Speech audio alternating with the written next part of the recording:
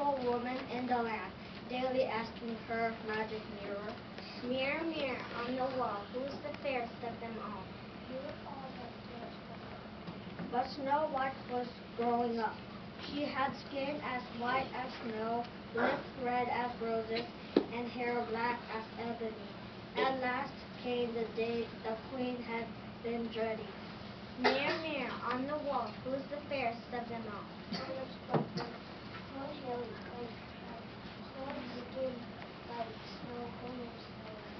The queen became very angry, and she called her huntsman to her.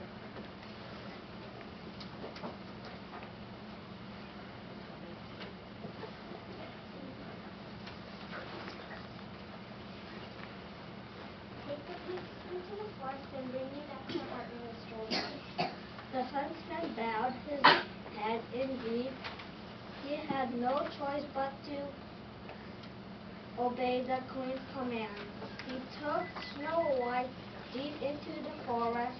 At last, the huntsman, heartbroken, fell to his knees beside the princess.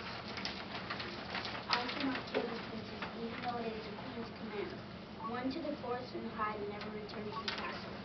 Snow White ran through the woods until she came upon a tiny home. Snow White went into the house. What a mess. Maybe the children who live here need someone to keep their house for them. I am going to clean their house.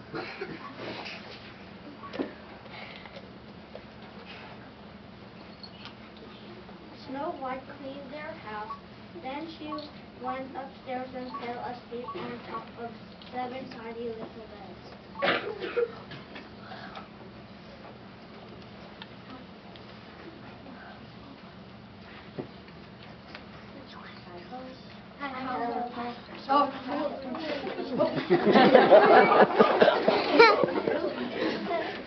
Home comfort we go.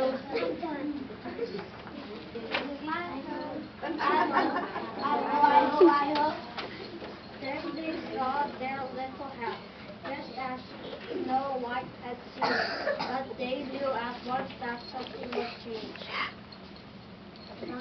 Someone had been in our house. Look, all of the dishes are washed and put away, and the floor was swept clean too. This is great. Let's move upstairs and clean also. I wonder who did all this. Up the stairs, the 7 dwarfs crept. There they found Snow White just waking up. Oh, I know who you are. You're guilty and needy and happy and grumpy and dark and bashful and sleepy. Snow White told the dwarfs about the wicked queen's plot, and they insisted that she must stay with them. The 7 dwarfs soon grew to love Snow White and her merry ways. Meanwhile, back at the queen's castle, the queen had learned that Snow White was still alive. "Mirror, mirror on the wall, who's the fairest one of all?" Oh my king, you are fair by Snow White and the 7 dwarfs.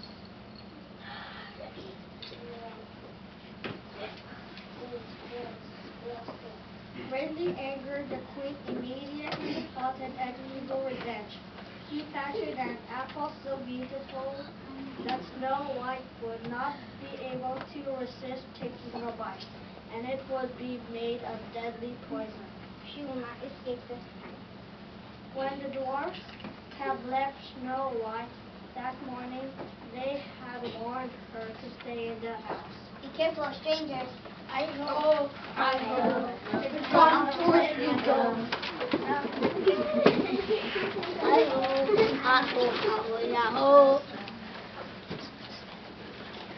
Snow White promised she would, but when an old woman knocked at her door late her that day. Apples for sale, juicy apples for sale. Can I let you in? But your apple looks beautiful. You don't have to let me in. Just open your window and I will let you try one. Snow White could not resist taking that beautiful apple, but after just one bite, she fell lifeless to the floor. Hurrying away, the wicked queen fell into a deep hole and was never seen again. But not bring Snow White back to life. When the dwarfs returned home from work that day, they found Snow White on the floor. The sad dwarfs made her upon a bed of gold and crystal and kept watch overnight and day. One day, a handsome prince came to the forest and saw Snow White charmed with her beauty.